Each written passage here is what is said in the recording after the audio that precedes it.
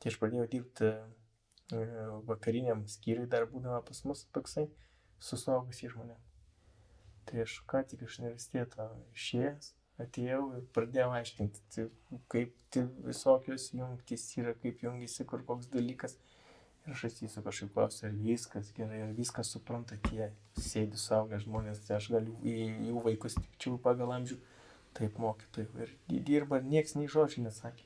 Tai kai baigėsi mokslo metai, viskas jau žodžiu, ten egzaminus išlaikė buvo. Jau atsisveikinimas, sako, mokytojai, mes nė velnio nesupratom, ką jūs momentuos aiškinat. Sakau, tai kodėl jūs man nesakėt? Sakom, kaip mes galim mokytojai pasakyti, kad jisai kažką blogai daro. Tai kalbant apie tas kartas ir ko galima, ko negalima, tai aš galvoju, kad vyresni, jie mokytoją laikyti laiko gali dabar, kad tiesiog jisai kaip žinias, jisai klyst negali. O šiuolaikiniam jaunimui, pavyzdžiui, jie neturi autoritetų.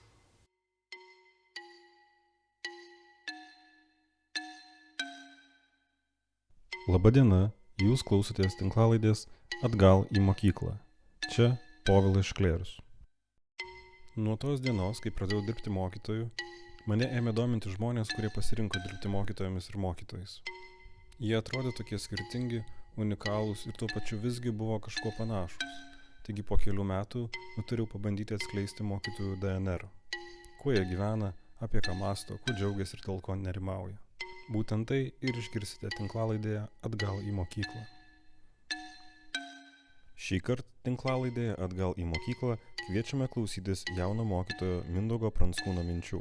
Mindaugas dirba biologijos mokytoju Utenos Dauniškio gimnazijoje. Pirmasis prisiminimas apie mokyklą. Tikriausiai prisiminimas jau ir iš pradinių klasių, paruošimosios gal greičiau, kai mes kadrindavom, jeigu galima taip sakyti, merginas. Tai va šitą geriausiai atsimenu. Tai toks pirmas prisiminimas. O kalbant apie pačią mokyklą, tai tikriausiai pirmą klasę atsimenu, kai atėjome į klases, išdalino krūvą knygų, kaip dabar atsimenu. Buvo labai sunku parnešti namo. Ir kažkaip keista, nes atrodė paruošimoje taip linksma, čia taip staiga krūva knygų, krūva sąsiuvinių, toks įsivažiavimas prasidėjo. Kuo norėjote būti? Galėčiau suskirstyti į etapus. Tai pirmas etapas buvo, kai buvau dar labai jaunas, tai gal iki kokios 5 klasės, tai aišku norėjau padėti kam nors. Tai arba gydytojas, arba gaisrininkas, arba policininkas. Kaip manau visiems būna. Tada jau kai atėjau į gimnaziją, tai galvojau apie gydytoją, kineziterapeutą. Ir aišku, mokytojo dar nebuvo. 10 klasėje pradėjo megztis, nes turėjau labai gerą biologijos mokytoją. Tada 12 klasėje, jau 11-12 išsigrynino, kad arba mokytojas, arba kineziterapeutas. Tai kai reikėjo priduoti dokumentus, dabar atsimenu, nebuvo kai elektroniniai, kaip dabar yra pateikimai, kur viską būdą reikėjo nuvažiuoti ranką surašyti. Duoda papkės ir ten krūva kodų ir nedaug dievės surašysi ne tą, papulsi ne ten, kur reikia. Tai kaip dabar atsimenu, įrašiau pirmą pedagogiką biologijos, antras buvo kineziterapija. Supratau, kad nelabai su krauju galiu draugauti tokią stresinių situacijų, kur reikia taip greitai priimti. Tikriausiai tas ir nugalėjo, kad nepasiryšau būti gydytoja. Ir po to, aišku, gal save guodamas, sakiau, kad jau geriau ruošiu, kurie mane gydys, jeigu reiks, negu pats gydysiu. Apie lūkesčius. Aš pasakysiu pavyzdį, visą gyvenimą atsiminsiu, nes aš kai pradėjau dirbti, tai aš pradėjau dirbti vakariniam skyriui, dar būdavo pas mus toksai, su suaugusiais žmonėmis. Tai aš ką tik iš universiteto išėjęs, atėjau ir pradėjau aiškinti, kaip visokios jungtys yra, kaip jungiasi, kur koks dalykas. Ir aš atsisuku kažkaip klausiu, ar viskas gerai, ar viskas supranta tie sėdi suaugę žmonės, tai aš galiu į jų vaikus tikčiau pagal amžių. Taip mokytojai ir dirba, ir nieks nei žodžių nesakė. Po to kažkaip permąsčiau, kad gal truputį kažkaip spaudžia iš čia juos per daug, gal reiktų truputį lengviau ir taip palaipsniui. Nulepu ir žinau, kad tada buvo jie 12, man atrodo. Tai kai baigėsi mokslo metų, viskas jau žodžiu, ten egzaminus išlaikė buvo. Jau atsisveikinimas, sako, mokytojai, mes nė velnio nesupratom, ką jūs mums valentos aiškinat. Sakau, tai kodėl jūs man nesakėt? Sakom, kaip mes galim mokytojai pasakyti, kad jisai kažką blogai daro. Tai kalbant apie tas kartas ir ko galima, ko negalima, tai aš galvoju, kad vyresni, jie mokytoją laikyti laiko gali dabar, kad tiesiog jisai kaip žinias, jisai klysti negali. O šiuolaikiniam jaunimui, pavyzdžiui, jie neturi autoritetų. Tai arba užsitarnauti autoritetą, arba parodyti, kad esi lyderis. Tada jie ir dirbs, ir klausys. Nes jeigu tu tiesiog laikysi save, kad tu visada teisus, tai tada tik tai viena pusė čia. Tik į vieną pusę bus.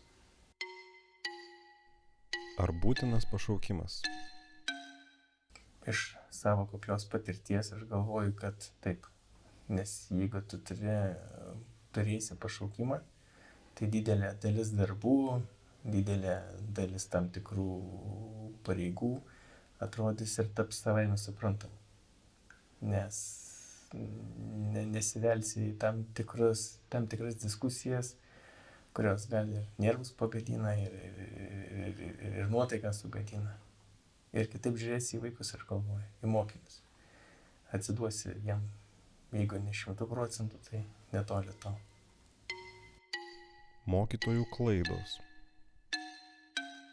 Iš savo pusės pasakysiu, tai didžiausia klaidos gal, kad yra dvi, tai arba pervertint mokinį, arba nuvertint mokinį. Tai šitų dviejų gal nuvertinimas, manau, kad būtų didžiausia klaida, kurią gali padaryti mokytojai.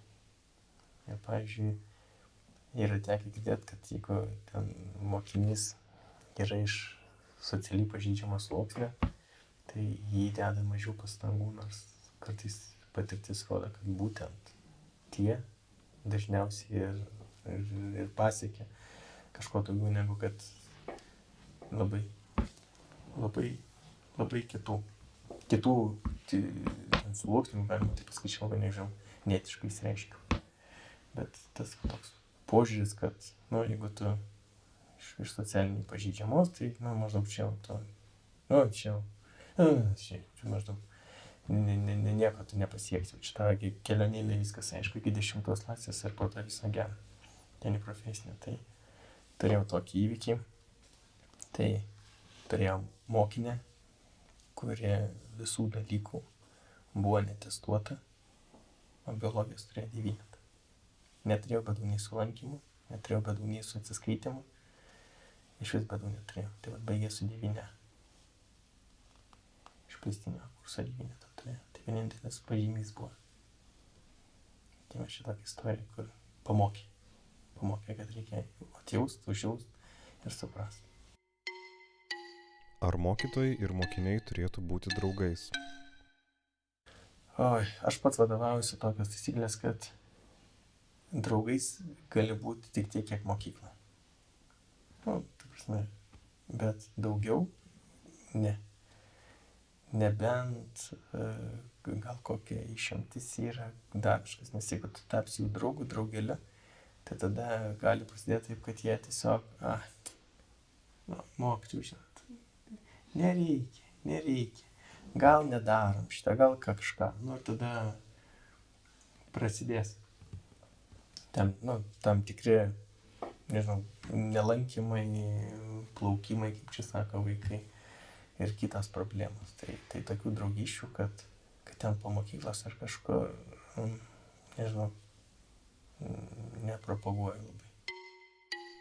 Kas motyvuoja vaikus? Geras klausimas, kas juos gali motyvuoti, kas juos motyvuoja. Iš mano patirties, tai juos labiausiai motyvuoja, kai nežinomą dalyką paverti žinomu ir dar jie patiria tą tokią sėkmę, kad galėjo patirti atradimą, sužinojimą kažkokį. Tada didžiausias efektas būna. Kai jiems patiems leidė ieškoti atsakymą ir aišku leidė klysti ir už tas klaidas nebaudė. o truputį padedi ir patempi, kad jie, jiem pavyktų išeiti, tada didžiausia motyvacija atsiranda. Šiuolaikiniai paaugliai. Aš galvoju, kad tikriausiai, lyginant mano ir jų, tai pradedu matyti, kad jau po truputį jaučiasi skirtumas, nes mes augam, kai buvom paaugliai, dar technologijų tokių nebuvo, kokias turi jie dabar. Tai dabar jie tokie technologijų amžiaus vaikai, jie gali viską susirasti. Kartais atrodo, kad net tos žinios jiems nėra tokios svarbios, nes jiems atrodo, aš čia dabar žiūrėsiu ieškoti mokytojų, Google, pasigūglinu viskas laiką. Bet kai užduodi klausimą, arba reikia problemą išspręsti, tada jie tokie, atrodo, ar pasimeta, kad tą Google turi. Tai vat mūsų karta buvo tokia, kur greičiau tas problemas spręsdavo per save, negu kad kažko ten iš pašalį ieškotų. Tai nežinau, net tokį labiau atsipalaidavę gal net. Nors ir mano karta atrodė, kad buvo atsipalaidavę labai. Bet iš gal tas technologinis proveržis pas juos jaučiasi. Tas bendravimas, toks socialinis gyvenimas didesnis. O kam ta biologija? Tai čia kiekvieną kartą būna taip. Arba kas antrą pamoką būna, kam šitą temą bus reikalinga, kodėl mums jos reikia. Tai tada bandai pritaikyti iš gyvenimo tiesų, arba užduoti kokį tai retorinį klausimą, kad jie patys permąstytų, ko paklausė. Ir kažkaip po truputį išsisprendžia šitas dalykas. Bet taip, klausinėja. Dažniausiai tie, kurie tingi kažką daryti, tai dažniausiai klausia. Tie, kurie supranta, kad reikia dirbti, tai tiesiog dirba ir patys atranda tą klausimą, kur taip gyvenime būna, arba kur reikės mums šitą. Arba pamoką formuluoja taip, kad jie patys pamokos metu suprastų, kam to gali reikėti. Būna ir pas mus tokių, kur tiesiog eina iki tam tikrų temų ir atrodo, kaip prieini kažką, jie tiesiog palūšta. Ir nei bet pirmin, nei bet gal tiesiog netrodo, kad nebereikia, nes nebėra susijimą. Bet dirbant po truputį grįžta tas jų norėjimas ir bandymas žinoti toliau. Kai niekam nerūpi, ką tu darai. Kai pradėjau dirbti, tai būdavo, nesuprasdavau, kaip, taigi atrodo, taigi čia, taigi padarysiu.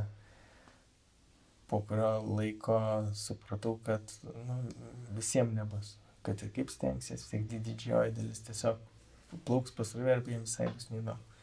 Tai tada susitelkiu į taip, kad jeigu bent vienam įdomu, jeigu bent vienam reikia, tai čia ir aš padėsiu. O jeigu vienas užsinorės, laiku bėgant po truputį prie prisijungs ir kiti. Tiesiog, aišku, užtruks tas procesas, bet praktika rodo, kad galiausiai mažuma lieka, kurie nieko nenori. Sėkmingos pamokos. Iš pradžių galvodavau, kad jeigu pamoka baigėsi, visi linksmi, veidai neraudoni, tai reiškia, kaip ir pavyko. Dabar suprantu, kad gera pamoka yra tada, kai jie padirbę dar kelia klausimų iš tos temos, į kuriuos jau jie turėtų atsakyti kitai pamokai. Nes būdavo, kad viskas gerai, mokytojas suprato, o dabar baigėsi, tai kaip dabar šitą išsiaiškint, aptart, sakau, tai galim apie pertrauką, arba būtų labai gerai, sakau, kad namie išsiaiškintam, grįžtum ir tada papasakotum man ir klasiai. Gerai, pabandysiu. Tai, iš to sprendžiu. Kas labiausiai džiugina darbe? Tikriausiai santykis su mokiniais. Aišku, kolektyvas puikus yra, bet mane tai santykis su mokiniais tai jau toksai jaunatviškas požiūris į tam tikras situacijas, tas toks sprendimas, problemų ieškojimas, nenoras tam tikrų dalykų atlikti ir bandymas kažkaip numuilinti, kažkaip nutrinti ir įsivaizdavimas, kad jiem atrodo, kad aš nesuprantu, aš jiem neparodau, kad aš suprantu. Tai toks katės ir pelės žaidimas. Čia toks žavintis dalykas. Aišku, pats svarbiausias gal tai yra tas, kad pasiekti rezultatai. Ypatingai tų, kurie daug darbo įdeda. Aišku, tam įdėjime darbo būna tai kalneliai, tai kur kyla, leidžiasi. Tai kai krenta, tai stengiuosi, kaip mokytojas, kad patempti juos į viršų. Ir kad jie vėl grįžtų į tą tokį siekimą. Ir tada jie galiausiai supranta, nu, kad ir gyvenime tikriausiai taip ir bus, kad ir kils, ir leisis, ir kris, ir leisis. Ir kad čia jo nuo jo pačio priklauso, kaip jisai reaguos į tą situaciją. Tai va tai. Tikriausiai va tas žinojimas, gebėjimas jų pačių įveikti tam tikras problemas ir situacijas ir įgyti žinių. Gerų santykių formulė. Aš galvoju, kad formulė tikriausiai yra labai paprasta. Nerodyti jiem, kad esi pranašesnis už juos. Ir visada ieškoti kompromiso. Nes kiek teko domėtis, kiek teko girdėti, dalyvauti problemų, tai dažniausiai problema būna, kad toks kietakaktiškumas, kad nei vienas, nei kitas nenori nusileisti. Tada prasideda tam tikros problemos, aišku, gali būti vertinime, gali būti mokymasi, tada išpasikiša tėvai, tada užsiseka toks ratas, į kurį visgi daugiau traukiasi tiek vienas, tiek kitas. Tai kad šitą išvengti, kartais, kaip sako, geriau truputį atsitraukti, apgalvoti, tada apgalvojus vėl į tą situaciją. Arba tiesiog tam tikrus dalykus paversti juokais. Nes, aš galvoju, kad per humorą, per juoką daug problemų natūraliai išsisprendžia. Nes linksmas žmogus niekada nebus piktas. Palaikymas iš tėvų. Kiek metų dirbu, tai gal tik tai 2 kartus reikėjo taip pat pasiaiškinti tėvam, kodėl jų vaikas gavo vienokį ir kitokį įvertinimą. O taip tai aš manau, kad jie tikrai pasitikė, nes turi ir auklėjimą klasę, tai tėvai tikrai geranoriškai bendradarbiauja. Aišku, buvo keista, kai tik pradėjau dirbti, tai mano pirmų auklėtinių arba pirmos laidos skirtumas buvo 10 metų tarp manęs ir jų. Tai tėvų buvo, toks gal kiek skeptiškas požiūris, kad čia toks jaunas ir jau mokės kažką dar jaunesnis. Bet manau, kad įrodžiau. Konfliktinės situacijos. Kartais mokiniai sako, kad mokytojus esate nenuspėjimus. Iš jūsų nežinia, ko gali laukti. Nes dažniausiai būna tam tikrų situacijų ir aš paruošęs turiu tam tikrų žaidimo formą problemų sprendimo būdų. Tai ten, tarkim, jeigu jisai per pamoką neklauso, tai pavyzdžiui, yra kortelės kaip per futbolą. Tarkim, iškeli geltoną kortelę arba oranžinę kortelę.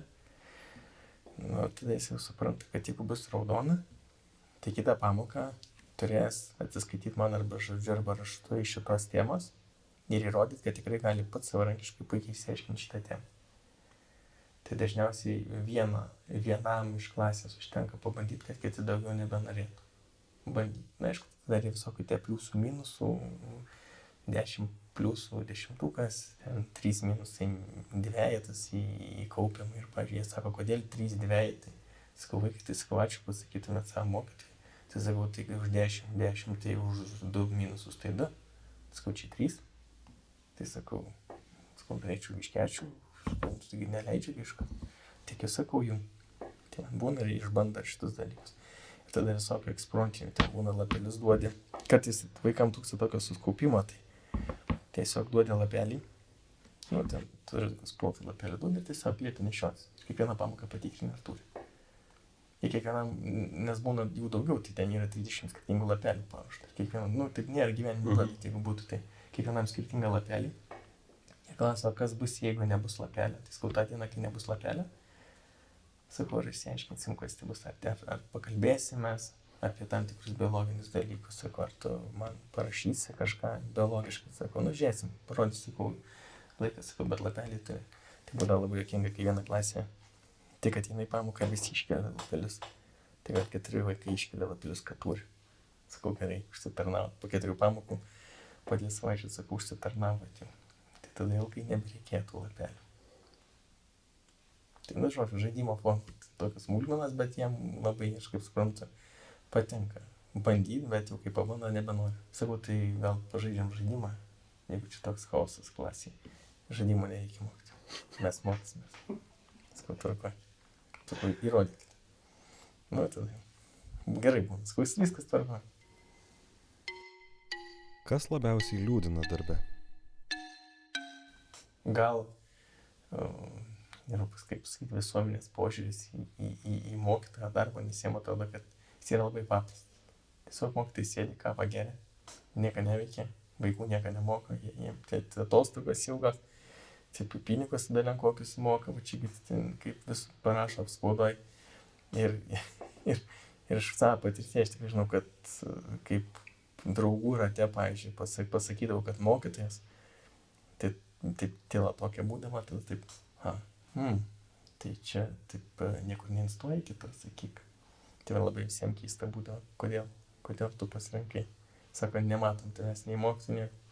Ir dar kitas sėkmingas dalykas būna, kad kai tarp kolegų šnekėsi, sako, jūs puikus informatikos mokytojas. Sako, nedėsiu, aš informatikos, aš biologiją dėsiu. Ne, aš net nepanašus, kad biologiją dėsiu, bet jūs man informatika. Sakau, tikrai ne. Tai o šiaip tai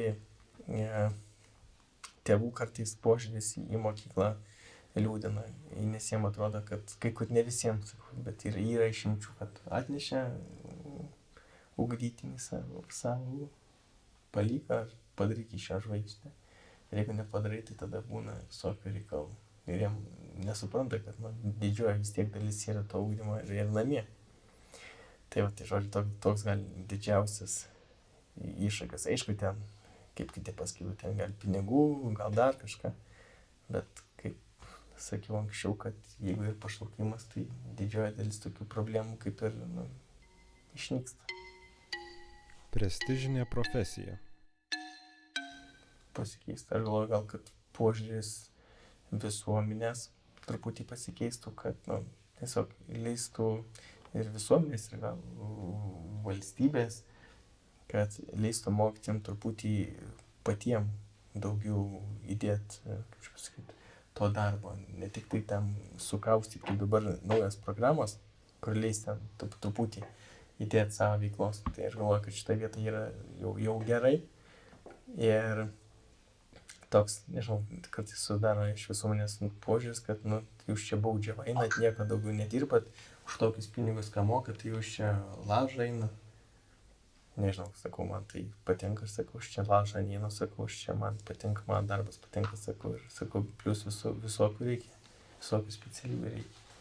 Tai gal, kad tas toks požiūris pasikeistų, kad čia mokytojas šitą, jisai gali, jisai padarys, jisai, kad ir ten ištekliai mažai, bet jisai gali, o ne, kad tai nemokėjo, net pinigų, net vadovėlių, nieks šiandien negali dirbti. Kas nenorės eiti, kai taip sako, kai nieko nedūri ir maždaug turi padaryti. Jeigu pakreiptų į kitą pusę visą tą tokį transliavimą, jeigu galima taip pasakyti, kad jisai padarės, jie kūrybingi, jie atsakingi, jie padarės, jiem gal truputį laiko reiktų ir viskas bus gerai. Tai manau, kad gal tada pajudėtų tas reikalas. Pavargę mokytojai. Aš galvoju, kad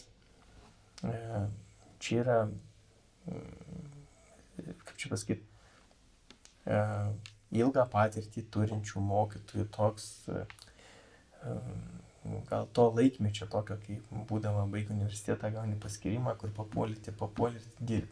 Ar tu tai nori, ar tai nenori, gal nuo to laiko yra tiek, kad jeigu nieko nemoki, tai gal tai mokytis būni, bet kiek žinau, tai ir konkursai būdavo, rimtai stot reikdavo.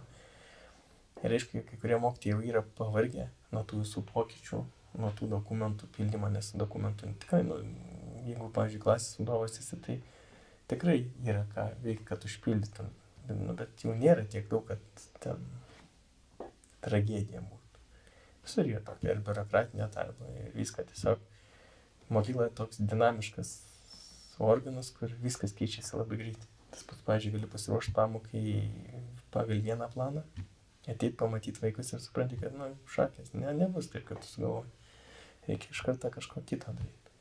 Tai jeigu tu toks lankstus esi, taip greit problemą priėmi sprendimą, tai manau, kad tau tas požiūris keičiasi. Nei tu ten labai pavargęs esi, nei ką, kad pavėdavoti mėgsta mokytoją, tai tikrai ir iš kai kurių kolegų girdžiu, ne savo mokyklą, savo, tarkim, draugų aplinkoje ir jaunų, pavyzdžiui, kad jie jau būna, nu, tiesiog, kad, o, aš jau kaip viskas atrodo, kaip man čia viskas, kaip aš viską mesiu. Bet apsisuka raina, tai sakau, gerai, kad tu mum pasakai, bet ne aplink vaikam, tėvam, tai sakau, tai kokį tu sukuri požiūrį į save. Sakau, stiprus mokytis bus tik tada, kai rodysi, kad pats esi stiprus. Jeigu tu pasiduodi, parodai, kad silpnas, kad lengvai palūžti, tai paaugliai greit pamato ir greit pradeda naudoti šitą dalyką, galima taip pasakyti. Ne visi, aišku. Kas yra jūsų svarbiausi gyvenimo mokytojai? Tikriausiai tėvas, jeigu galima taip sakyti. Mama buvo pedagogė, o tėtis buvo darbininkas paprastas. Tai tas toks kontrastas tarp aukštojo ir neaukštojo sudėliojo tikriausiai mane kaip asmenybę. Nes giminiai tai aš ir mama esam mokytojais. Visi kiti arba inžinieriai, arba informatikai. Tai kažkaip keista, kai susitinkam. Tai. Svarbiausia gyvenimo pamoka. Kelias net išmokau, kad niekada nereikia įsivaizduoti, kad tu viską žinai, kad esi gal šaunesnis už kitus. Ir niekada neteist kitą, kol neįsigilini į situaciją. Tai šitas teko patirti ir suprasti. Tokias pamokas.